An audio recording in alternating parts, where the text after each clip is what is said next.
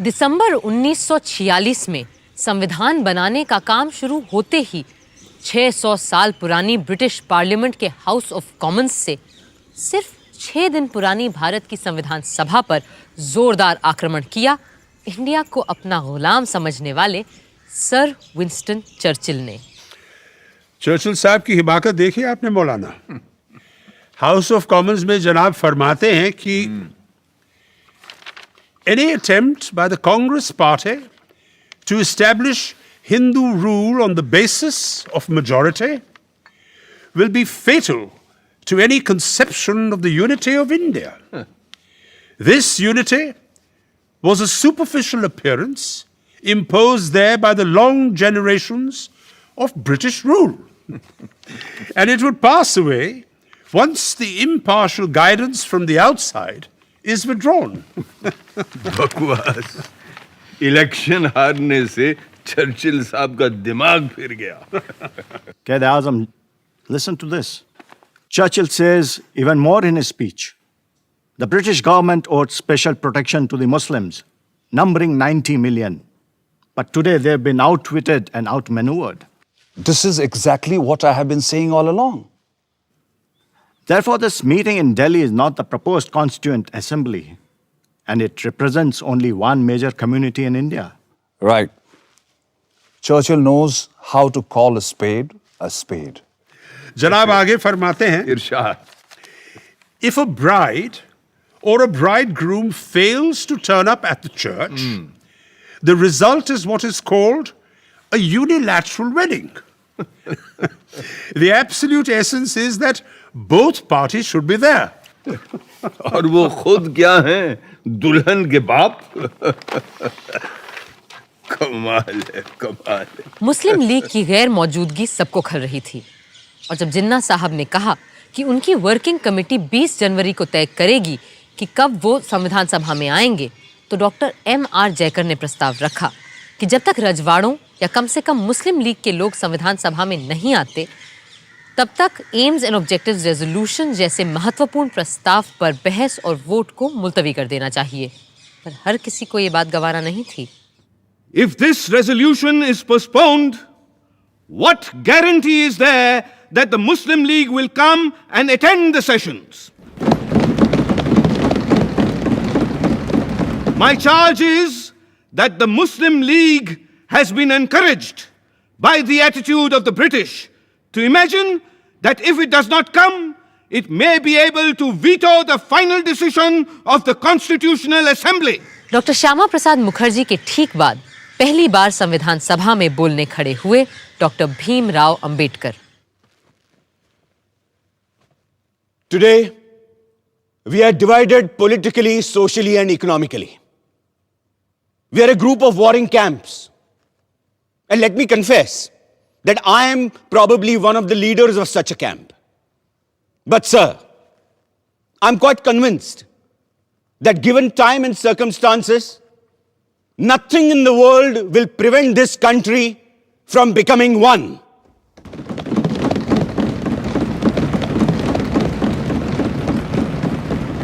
However, I find no reference to the idea of grouping in the objectives resolution. Personally, I do not like the idea of grouping.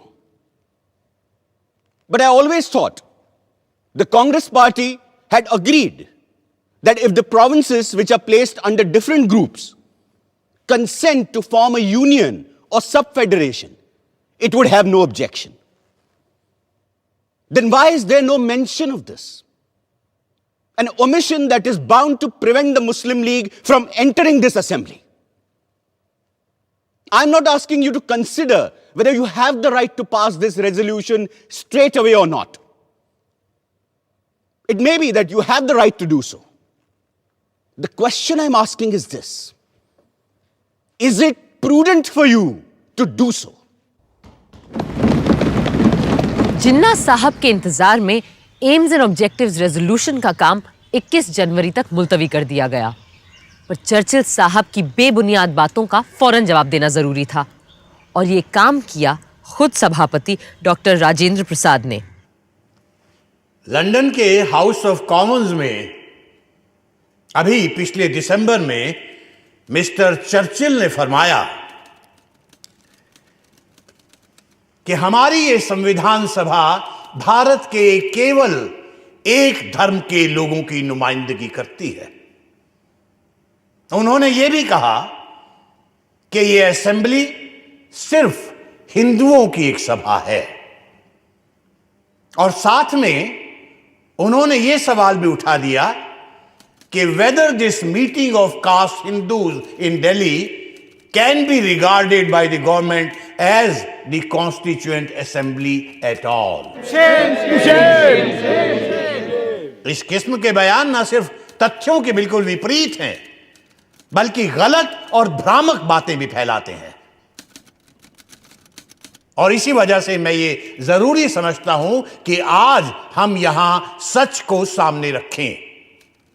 और सच ये है कि इस preliminary session में 296 members में से 210 ने इस संविधान सभा में हिस्सा लिया,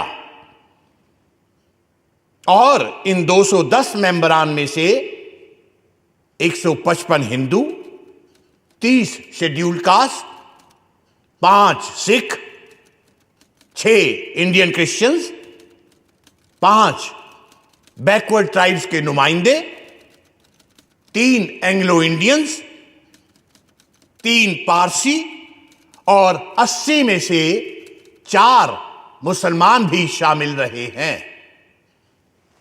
सबसे बड़ी कमी मुस्लिम लीग के सदस्यों की रही है, और हम सबको इस बात का बेहद अफसोस है। लेकिन जो संख्याएं मैंने गिनाई हैं, उनसे यह साफ जाहिर हो जाता है कि इस असेंबली को सिर्फ एक मेजर कम्युनिटी का नुमाइंदा बताना या सिर्फ हिंदुओं की सभा कहना तथ्यों के साथ सरासर खिलवाड़ है। 20 जनवरी को जिन्ना साहब ने बिना कोई वजह बताए मुस्लिम लीग वर्किंग कमेटी की मीटिंग फिर टाल दी। लिहाजा डॉक्टर जयकर ने ऑब्जेक्टिव्स रेजोल्यूशन को स्थगित करने का अपना अमेंडमेंट वापस ले लिया, और 22 जनवरी को संविधान सभा का पहला और सबसे महत्वपूर्ण प्रस्ताव पास कर दिया गया। जवाब में कायदे आजम जिन्ना ने संविधान सभा में आना तो दूर, पूरी कॉन्स्टिट्यूएंट असेंबली को ही गैर कानूनी और नाजायज करार दे डाला।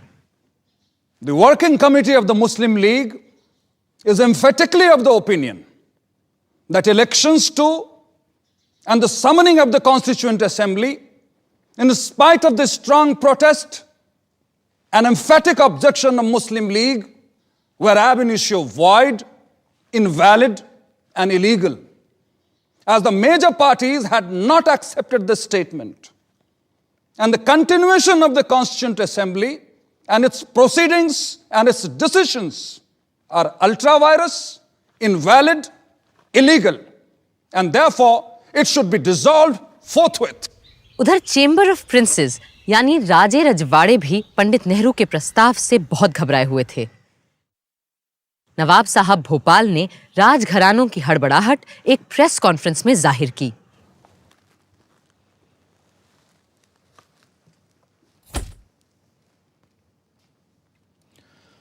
हमें मजबूरन आज ये प्रेस कॉन्फ्रेंस बुलानी पड़ी है,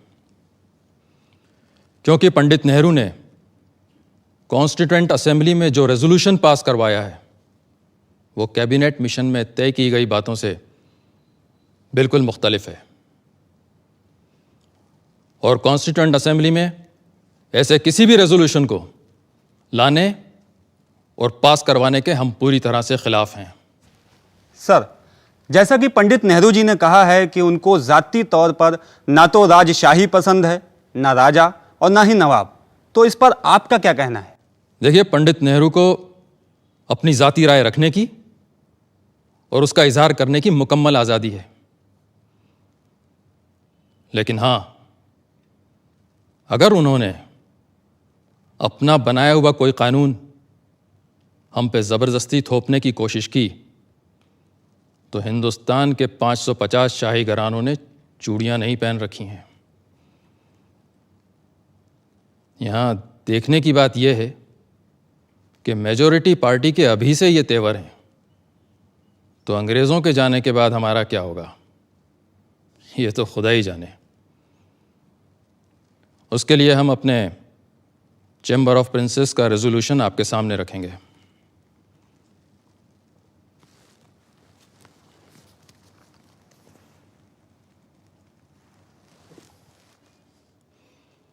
The Princess Chamber wants to make it clear in unequivocal terms that there could be no compromise on the monarchical form of government in the Indian state. Some checks and breaks have to be provided against the majority party running amok in the future governance of India. And the chamber demands that there are guarantees and assurances given that territories of the princely states are not interfered with once the British have left. And we will be free to follow our customs and rules as far as the succession is concerned.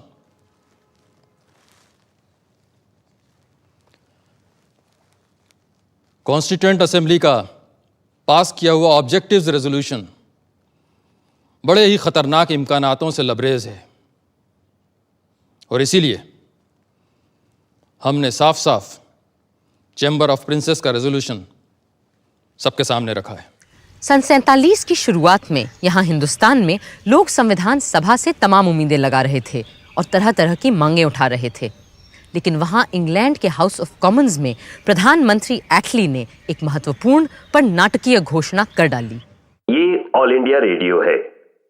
आज prime minister एटली ने एक बयान में फरमाया कि his Majesty's government को बड़े अफसोस से इस बात को स्वीकार करना पड़ा है कि हिंदुस्तान की मुख्तलिफ पार्टियों में अब भी शदीद इख्तिलाफ की वजह से कॉन्स्टिट्यूएंट असेंबली अपना काम ठीक से आगे नहीं बढ़ा पा रही है। इस नाजुक मौके पे गैर यकीनी हालात के होते हुए मुल्क को बड़ा खतरा है। चुनांचे हिज मैजेस्टीज गवर्नमेंट ये वाजे करना चाहती है कि एक ठोस कदम उठाने का उनका इरादा अब टल नहीं सकता और वो हिंदुस्तान की बागडोर हिंदुस्तानी हाथों में सौंपने की तारीख जून 1948 के आगे नहीं बढ़ा सकती और ब्रिटिश इंडिया की बागडोर हिंदुस्तानी हाथों में सौंपने की जिम्मेदारी होगी नए वाइसरॉय एडमिरल वाइकाउंट माउंटबेटन की, ताकि हिंदुस्तान खुद मुख्तारी से आगे चलकर एक खुशहाल और खुशबाश मुल्क बन पाए। असली इम्तिहान तो अब आएगा जवाहर, जब हमें अपनी सरकार बनानी और चलानी पड़ेगी। हम तैयार हैं बापू। सरदार के साथ मिलकर मैंने एक लिस्ट भी तैयार कर ली है। बस हमने अपनी लिस्ट में ऐसे किसी को नहीं रखा है जो हमारी सोच का हिमायती न हो और जो अब तक अंग्रेजों का चाटुकार रहा हो। सरदार, हो सकता है कि कुछ लोगों ने ऐसा किया हो, पर अंग्रेजों की सेवा करके वो हमारे दुश्मन तो नहीं बन जाते हैं ना। वो भी आखिरकार हिंदुस्तानी ही है और अगर अब उन्हें मौका मिलेगा तो वो हिंदुस्तान के लिए भी अपना हुनर दिखाएंगे। ठीक बात है बापू। कैबिनेट के 14 लोग छांटते वक्त हमें और किसी बात को नहीं, सिर्फ हुनर को तरजीह देनी चाहिए। एक और बात का ख्याल रखना होगा आपको। 14 में से 7 लोग ऐसे हों जो कांग्रेस के ना हो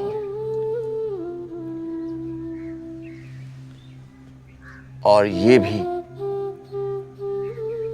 कि आपके मंत्रिमंडल में औरतें हों, मुसलमान हों, पारसी हों, सिख हों और हरिजन हों।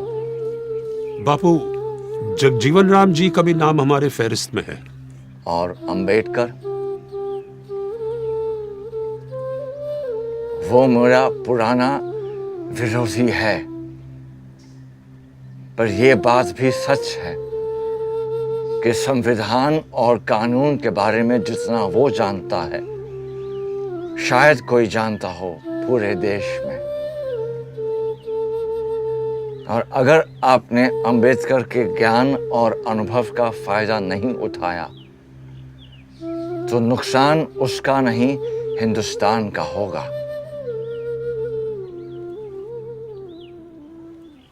लॉर्ड माउंटबैटन ने आते ही सारे नेताओं से मुलाकात की।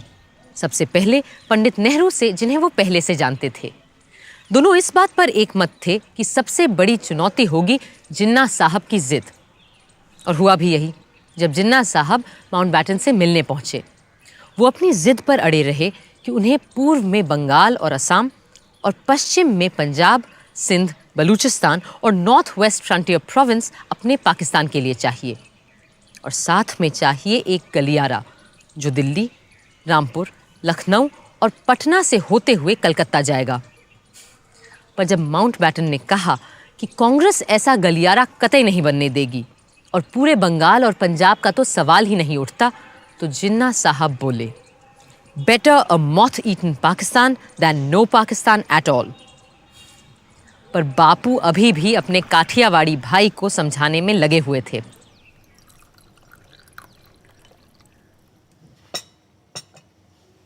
May I have some salt, please? Sure.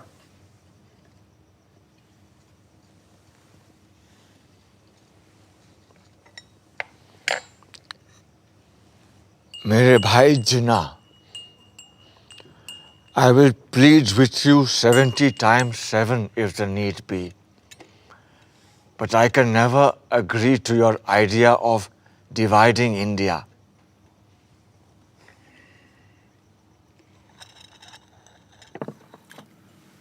In that case, let's agree to disagree on the question of partition.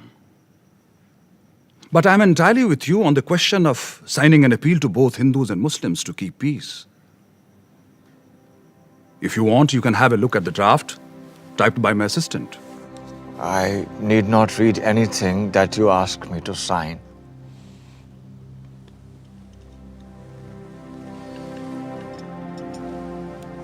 पहले आप।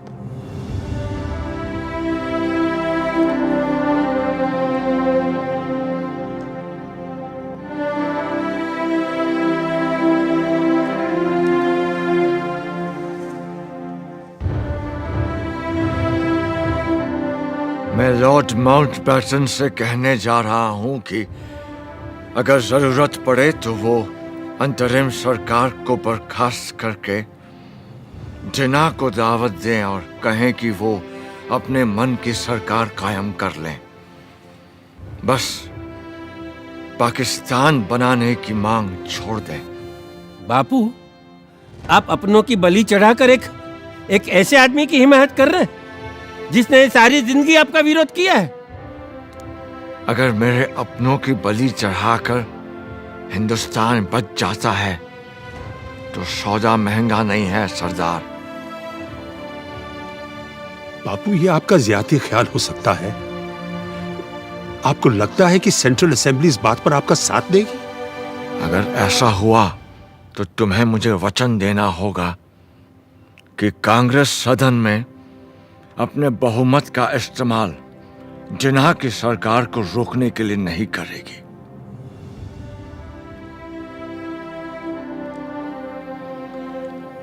बापू, मैं हमेशा आपकी बड़ी इज्जत करते आया हूं, लेकिन अब आपकी बात मुझे अजीब लग रही है। फर्ज कीजिए हमने जबान दे भी दी, तो आपको क्या लगता है कि जिन्ना साहब एक पल भी कांग्रेस का यकीन करेंगे? और फिर सदन में इतने सारे लोगों को समझाना क्या आसान होगा कि आप सारे के सारे चुपचाप हाथ पर हाथ धरे तमाशा देखते रहो कि कैसे जिन्ना जैसे तानाशाह की मनमर्जी चलती है?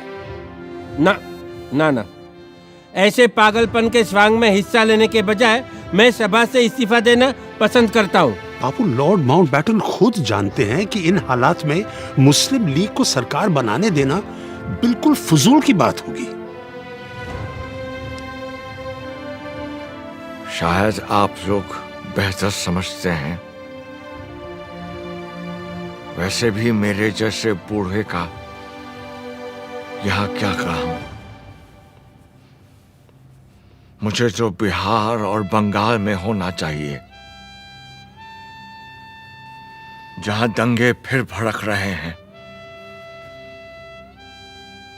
यहां तो आप लोग हैं ही दिल्ली संभालने के लिए।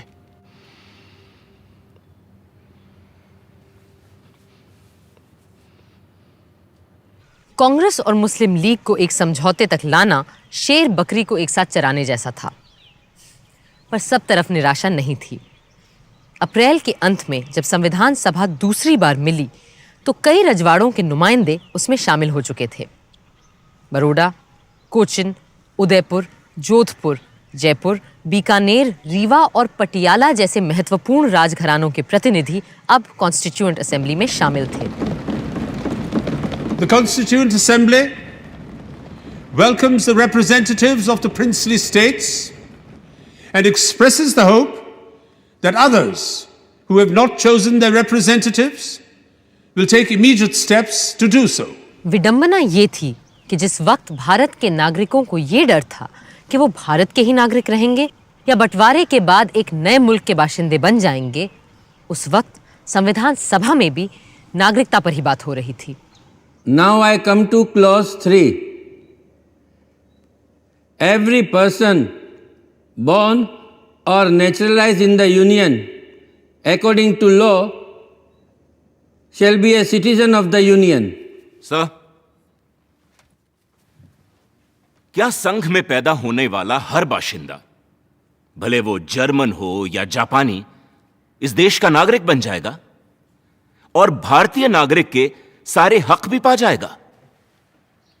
मगर इन शब्दों पर भी तो गौर कीजिए महोदय। सब्जेक्ट टू ज्यूरिसडिक्शन, यानी विदेशी राजदूतों और डिप्लोमेट्स के यहां पैदा होने वाले बच्चे हमारे नागरिक नहीं बन जाएंगे। पर मान लीजिए कोई जापानी महिला हिंदुस्तान से गुजर रही है और उसको बच्चा हो जाता है, तो क्या होगा? The American Supreme Court says that a casual visitor will not fall in this clause. And what happens to a man who is not passing through but stays for trade or some other purposes? Sir, मेरा प्रस्ताव है कि हम इस close को फिलहाल postpone कर दें और कल इस पर चर्चा करें। For the time being, let us accept the general principle. We need not manufacture a law of nationality overnight before 11 o'clock tomorrow morning. I will request lawyers and jurists who are members of this house to pay attention to this clause, and a committee of 3 lawyers is formed. Sir, I suggest that in addition to 3 lawyers, one man of common sense should also be added. And I do not exclude lawyers from the category of people of common sense. हंसी के ठहाके तो लग रहे थे, मगर स्थिति बहुत गंभीर होती जा रही थी। जिन्ना साहब अपनी जिद पूरी करके ही दम लेंगे, ये उन्होंने ठान लिया था। Division of the armed forces, division of the staff of central civil departments, railways, post and telegraphs, public works, income tax, customs, central excise, power. The list goes on.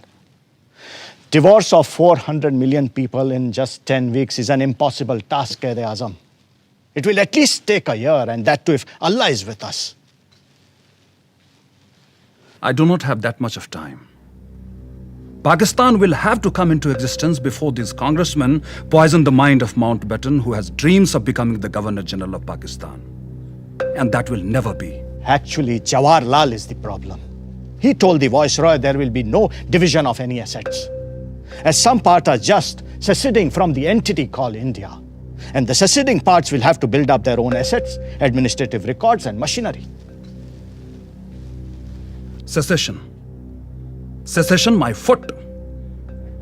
It is not a question of secession. It is going to be a division of India, and both Nehru and Mountbatten better understand that. Otherwise, I'm going to call for another direct action day. ऐसे में जब viceroy Mountbatten ने हिंदुस्तान के बंटवारे की तजवीज़ सामने रखी, तो कई लोग सोचने लगे कि जहर पूरे देश में फैल जाए, इससे बेहतर यही होगा कि शरीर का बीमार भाग काटकर अलग कर दिया जाए। इस माहौल में कांग्रेस कार्यकारिणी की बैठक हुई। आप सब ने लॉर्ड माउंटबेटन की तजवीज सुनी है, कैसे वो हिंदुस्तान के कुछ इलाकों को खुद मुख्तारी का हक देना चाहते हैं। इससे एक तरफ जहां भारत के कट जाने का डर है, वहां दूसरी तरफ आजादी की उम्मीद नजर आती है। इसलिए हमने फैसला किया है कि इस प्रस्ताव को हम मंजूर कर लें। कांग्रेस पहले तो मुस्लिम लीग को ढील देती चली गई कि शायद अब वो संविधान सभा में आ जाएंगे, पर इससे हमें मिला क्या? दंगे, लूटमार, आगजनी। हमें अहिंसा और स्वराज के अपने सिद्धांत को सामने रखकर ही कोई फैसला करना चाहिए था, पर अब तो एकमात्र लोकतांत्रिक तरीका यही बचा है कि हम माउंटबेटन के प्रस्ताव को अपनी मंजूरी दे दें। मुझे नहीं लगता कि हमारा ये फैसला सही है, मगर शायद हमारे पास और कोई चारा ही नहीं है। बदकिस्मती से इस वक्त हमारे सामने दो रास्ते हैं, एक तरफ कत्ल व गालत और दूसरी तरफ लीग की जिद के आगे झुकना। लेकिन मुझे पूरा यकीन है कि ये लकीर लोगों के दिलों की नहीं, सिर्फ नक्शे की तकसीम कर रही है। और इंशाअल्लाह ये जो बंटवारा है ये चंद ही दिनों की बात है और जल्द ही हम फिर से एक हो जाएंगे। भारतीय राष्ट्रीय कांग्रेस ने सदा भारतवासियों की बात उठाई है, कभी हिंदू या मुसलमान की नहीं, जैसा हम आज कर रहे हैं। हमने हमेशा अक्षुण्णता और अखंडता की बात की है, और यदि आज हमने इस प्रस्ताव को स्वीकार कर लिया तो एक समरस भारत का हमारा सपना चूर चूर हो जाएगा। और जहां तक मेरा प्रश्न है, मुझे अंग्रेजों की गुलामी तो स्वीकार है, लेकिन देश का बंटवारा मुझे किसी कीमत पर स्वीकार नहीं। आज भारत के सामने अपनी आजादी का एक अवसर आया है। इस अवसर को क्या हम हाथ से चले जाने देंगे? ये कहना सही नहीं है कि पहले अंग्रेजों को चले जाने दो, फिर हम सब कुछ ठीक कर लेंगे, संभाल लेंगे। अरे कैसे हल करेंगे हम सारे सवाल? क्या हाल होगा उनके चले जाने के बाद, ये कभी किसी ने सोचा है?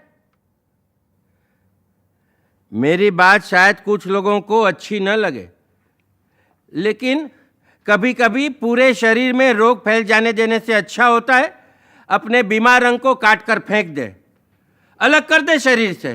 3 जून 1947 वाइसरॉय माउंटबेटन ने रेडियो पर वो शब्द बोले जिन्होंने देश के नक्शे को ही नहीं, न जाने कितने दिल, घर, परिवार और जिंदगियों को भी काट डाला।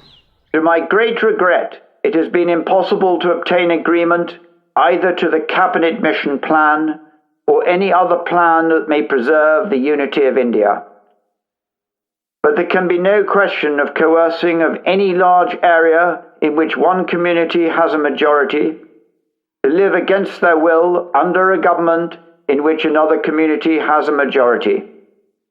And the only alternative to coercion is partition. Partition of India, partition of Punjab and Bengal. 3 जून की घोषणा ने पूरे देश में एक खलबली मचा दी थी। हर तरफ से हिंसा और तनाव की खबरें आ रही थीं, पर संविधान सभा को तो अपना काम करना था। 14 जुलाई को जब सभा दोबारा मिली तो खुशी की बात यह थी कि मुस्लिम लीग के लोग भी उसमें मौजूद थे। हाँ, भारत के सिर्फ उन हिस्सों से जो बंटवारे में नए मुल्क पाकिस्तान के साथ नहीं जा रहे थे। Members who have not yet presented their credentials will now do so and sign the register. Haji Abdul Sattar Ishaq Said from Madras. Sir, I would like to raise a point of order. Does the honorable member, Mr. Haji Abdul Sattar, still subscribe to the two-nation theory? This is not a point of order. It is a question of the right of the member elected to the Constituent Assembly, and I cannot prevent any elected member from signing the register. You may go ahead, please. Further on the list, B. Pokar Sahab Bahadur, Madras. Mahmood Ali Beg Sahib Bahadur Madras, Maulvi Syed Mohammad Saadullah Assam, Dr. B.R. Ambedkar Bombay. Doctor Ambedkar को दोबारा इस बार बॉम्बे से चुनकर आना पड़ा क्योंकि बंटवारे में उनकी सीट पूर्वी पाकिस्तान जा चुकी थी। हाँ, फायदा हुआ तो सिर्फ इतना कि 552 में से ज्यादातर रजवाड़े अब भारत का हिस्सा बनना मंजूर कर चुके थे। The next item is the motion to be moved by Honorable K.M. Munshi.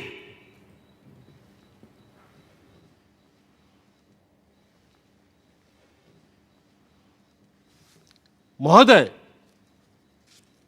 इस सप्ताह के अंत तक ब्रिटिश पार्लियामेंट भारत की आजादी का लेजिस्लेशन पारित कर चुकी होगी और 15 अगस्त 1947 को हमें स्वतंत्रता मिल जाएगी। वो स्वतंत्रता जिसका हमें सदियों से इंतजार था। हमारे देश में अब एक तरह की समानता आ गई है, हालांकि स्वयं देश की सीमाएं सिकुड़ गई हैं। अब हम एक आजाद और सशक्त भारत के उद्देश्य की ओर पूरे जोश और उल्लास से आगे बढ़ सकेंगे।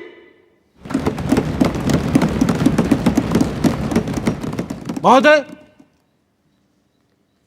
हमारे दरमियान मुस्लिम लीग के नुमाइंदे भी उपस्थित हैं। मुझे पूरा विश्वास है कि वो भारत के देशभक्त और कानून का पालन करने वाले नागरिक की हैसियत से यहां रहेंगे और संविधान रचने में पूरी तरह हमारी सहायता भी करेंगे ताकि उनकी माइनॉरिटी को इस देश में एक सम्मानित स्थान मिले। Mr. President, I should have thought there was no need for any doubt whatsoever regarding the fact that we have come here as the law-abiding and loyal citizens of India. एक हफ्ते बाद 22 जुलाई के दिन पंडित नेहरू जब बोलने खड़े हुए तो उन्होंने प्रस्ताव नहीं, कपड़े के 2 टुकड़े सभा के सामने रखे। It is my proud privilege to move the following resolution.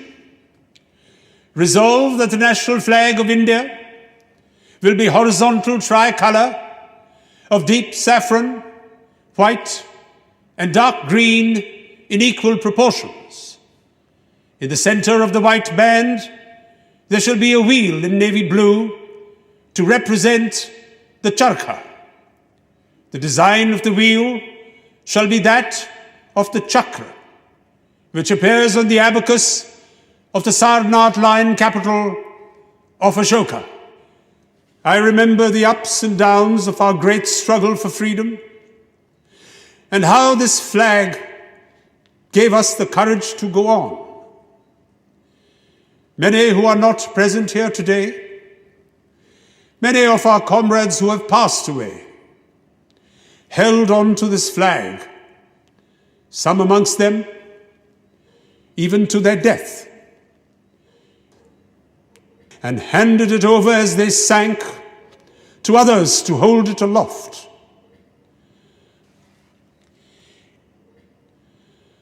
So, in this simple form of words, there is much more than will be clear on the surface. There is the struggle of the people for freedom, with all its ups and downs, and trials and disasters. And there is finally today, as I move this resolution, a certain triumph about it, a measure of triumph in the conclusion of that struggle. So, I present this flag to you. Perhaps I am partial, but I do think it is a very beautiful flag to look at, and it has come to symbolize many beautiful things. Things of the spirit and things of the mind.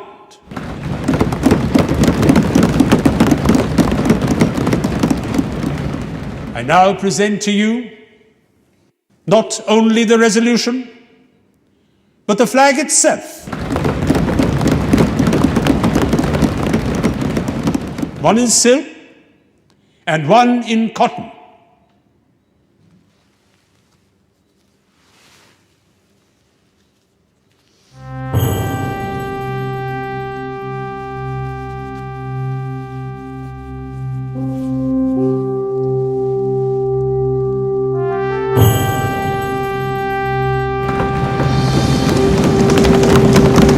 Bharat माता की जय! भारत माता की जय!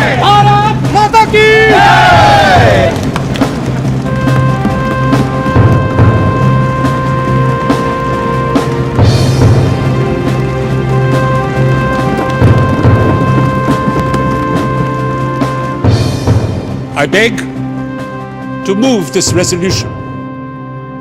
Mr. President, my amendment is that inside the chakra, in the white band, the swastika, the ancient Indian symbol of Shantam Shivam Sundaram, be inscribed.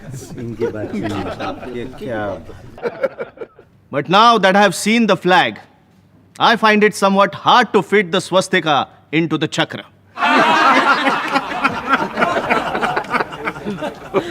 In these circumstances, I beg leave to withdraw my amendment.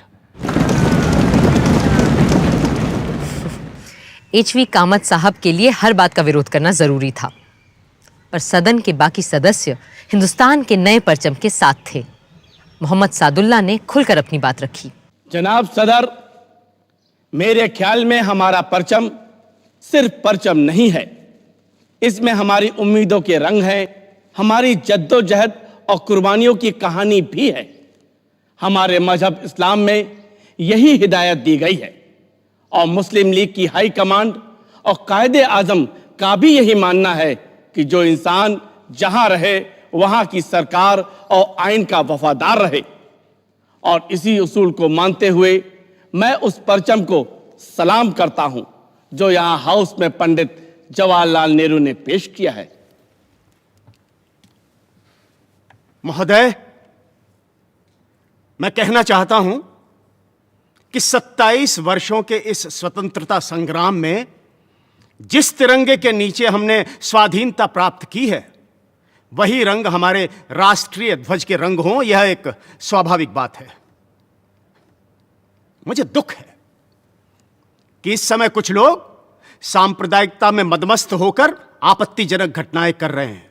अभी परसों की ही बात है, दिल्ली में हिंदी के संबंध में एक सभा हुई, वहां हुल्लड़बाजी हुई। इतना ही नहीं, कई मोटरों पर जो राष्ट्रीय ध्वज लगे हुए थे उन्हें निकालकर फेंक दिया गया। मैं कहता हूं कि सांप्रदायिकता से मदमस्त होकर झंडे का अपमान करना सारे राष्ट्र का अपमान करना है। भारत माता की जय! भारत माता की जय! भारत माता की जय! संविधान सभा का अगला यानी 5वां सत्र शुरू होना था एक बहुत ही ऐतिहासिक दिन, 15 अगस्त 1947। 14 अगस्त की शाम से ही सदन की कार्यवाही शुरू हो गई थी, उस घड़ी के इंतजार में जिसका हर हिंदुस्तानी को जाने कब से इंतजार था। वंदे मातरम, वंदे मातरम, सुजलाम सुफलाम मलयज शीतलाम सस्य श्यामलां मातरं वन्दे मातरं। शुभ्रज्योत्स्ना पुलकितयामिनीं फुल्लकुसुमित द्रुमदलशोभिनीं सुहासिनीं सुमधुरभाषिणीं सुखदां वरदां मातरं वन्दे मातरं वन्दे मातरं।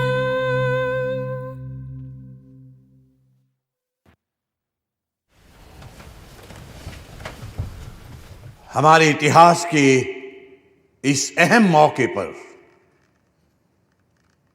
जब आज वर्षों के संघर्ष और जद्दोजहद के बाद हम अपने देश के शासन की बागडोर अपने हाथों में लेने जा रहे हैं, हमें उस परम पिता परमात्मा को याद करना चाहिए जो मनुष्यों और देशों के भाग्य को बनाता है।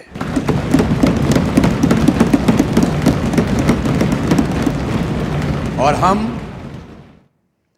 आज उन अनेकानेक ज्ञात और अज्ञात, जाने और अनजाने पुरुषों और स्त्रियों के प्रति श्रद्धांजलि अर्पित करते हैं जिन्होंने इस दिन की प्राप्ति के लिए अपने प्राण न्योछावर कर दिए। हंसते हंसते फांसियों के तख्ते पर चढ़ गए, गोलियों के शिकार बन गए। जिन्होंने जेल खानों और काला पानी के टापू में घुल घुल कर अपने जीवन का उत्सर्ग कर दिया। जिन्होंने बिना संकोच माता पिता, स्त्री संतान, भाई बहन और यहां तक कि अपने देश को भी छोड़ दिया। अपना धन, जान सबका बलिदान कर दिया। आज ये उनके त्याग और तपस्या का ही फल है कि हम इस दिन को देख पा रहे हैं।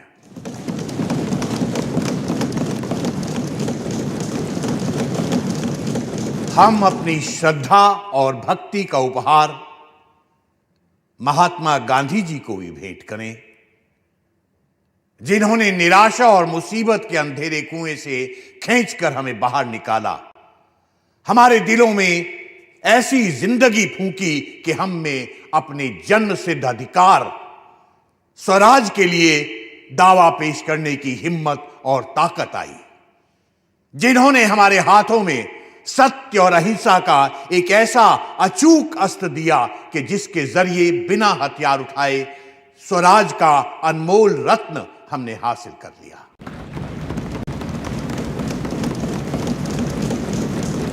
जिस देश को ईश्वर और प्रकृति ने एक बनाया था, आज उसके दो टुकड़े हो गए हैं।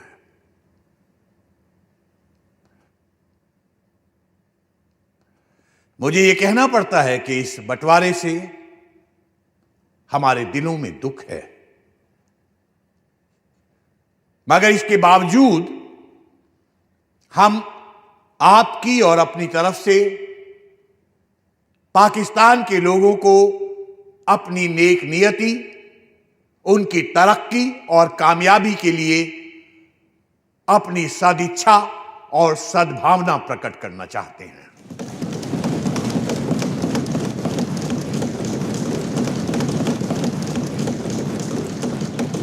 अब इसके बाद मेरा प्रस्ताव है कि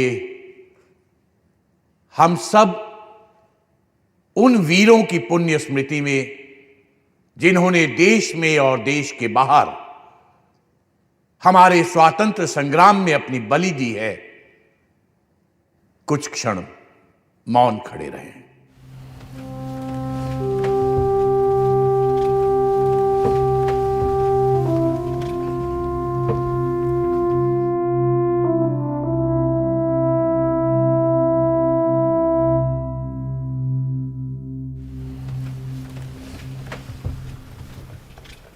अब पंडित जवाहरलाल नेहरू अपना प्रस्ताव प्रस्तुत करेंगे।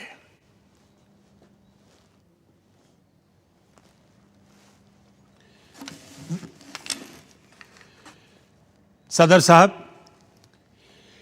कई साल हुए जबकि हमने किस्मत से एक बाजी लगाई थी, एक इकरार किया था, प्रतिज्ञा की थी।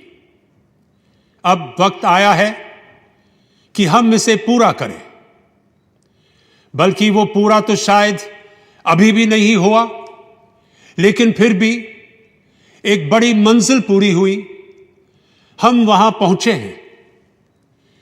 फिर मुनासिब है कि ऐसे वक्त में हमारा पहला काम यह हो कि हम एक प्रण, एक नई प्रतिज्ञा फिर से करें, इकरार करें आइंदा हिंदुस्तान और हिंदुस्तान के लोगों की खिदमत करने का। चंद मिनटों में यह असेंबली पूरी तौर से आजाद खुद मुख्तार असेंबली हो जाएगी और नुमाइंदगी करेगी एक आजाद खुद मुख्तार मुल्क की।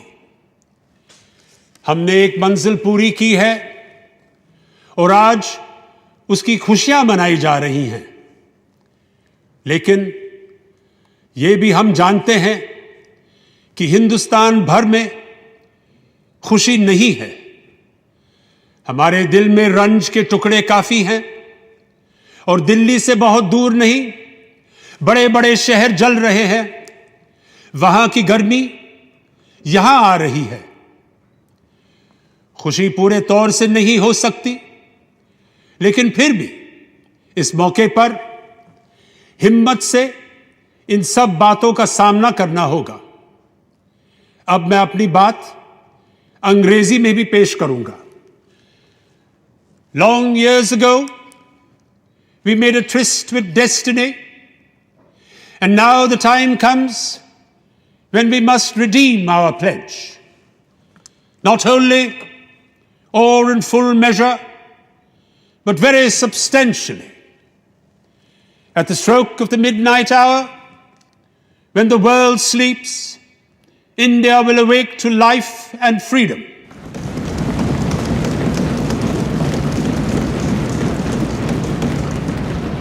A moment comes, which comes but rarely in history, when we step out from the old to the new, when an age ends, and when the soul of a nation long suppressed finds utterance. It is fitting that at this solemn moment, we take the pledge of dedication to the service of India and her people, and to the larger cause of humanity. सारा हिंदुस्तान और पूरी दुनिया नेहरू जी के अल्फाज सुन रही थी और घड़ी के 12 बजने का इंतजार कर रही थी। I will now put the resolution to vote. Sir, Mr. President, there are 2 amendments that are standing in my name. No! But since the 0 hour is fast approaching, I do not propose to move my amendments. Thank you. I will now put the resolution to vote. The members will please express their assent by saying aye. Aye. We have resolved, as the clock strikes 12, we shall take the pledge.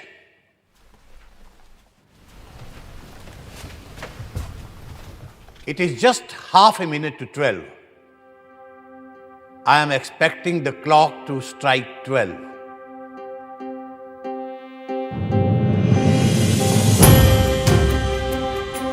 अब जबकि हिंदवासियों ने त्याग और तप से स्वतंत्रता हासिल कर ली है, मैं राजेंद्र प्रसाद, जो इस विधान परिषद का एक सदस्य हूं, शपथ लेने के बाद राष्ट्रीय ध्वज सबके सामने पेश किया गया। Shrimati Hansa Mehta will now present the national flag on behalf of the women of India.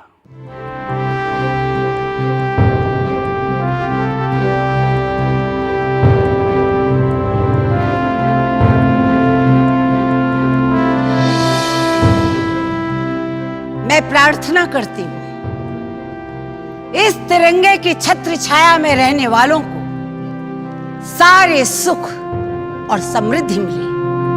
जय हिंद, जय हिंद, जय हिंद, जय हिंद, जय हिंद, जय हिंद। साथ ही श्रीमती सुचेता कृपलानी ने अल्लामा इकबाल का लिखा कौमी तराना गाया, सारे जहां से अच्छा हिंदोस्तां हमारा। और फिर संविधान सभा में पहली बार वो स्वर गूंजे जो आज भी हर हिंदुस्तानी के रोंगटे खड़े कर देते हैं और सीने चौड़े। जनगण मन अधिनायक जय हे भारत भाग्य विधाता, पंजाब सिंध गुजरात मराठा द्राविड़ उत्कल बंगा, विंध्य हिमाचल यमुना गंगा उच्चल जलधि तरंगा। शुभ नामे जागे तब शुभ आशीष मांगे गाहे तब जय गाथा जन गण मंगलदायक जय हे भारत भाग्य विधाता जय हे जय हे जय हे जय जय जय जय हे। आजाद देश की नई सुबह के स्वागत को सभी जाने माने लोग राजधानी दिल्ली में मौजूद थे, सिर्फ एक इंसान को छोड़कर, महात्मा गांधी, जो वहां से दूर कलकत्ता में थे, जहां वो बंगाल के मुस्लिम लीगी प्रधानमंत्री एच.एस. सोहरावर्दी के साथ मिलकर हिंदू मुस्लिम दंगे रोकने में लगे हुए थे। 15 अगस्त की सुबह भी हर रोज की तरह उन्होंने 5 बजे प्रार्थना सभा की।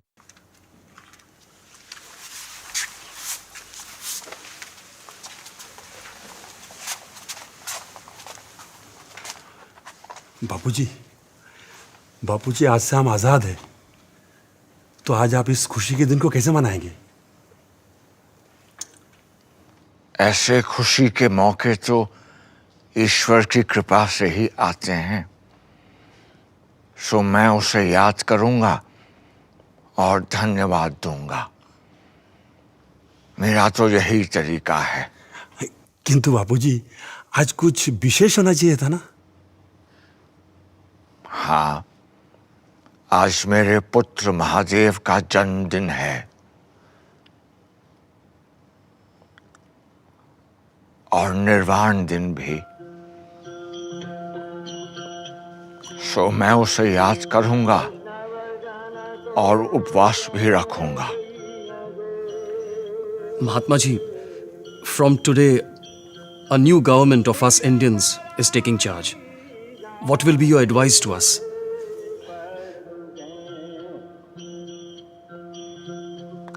Be humble, beware of power. Power corrupts. Do not let yourselves be trapped by pomp and pageantry. Remember, you are in office to serve the poor in India's villages.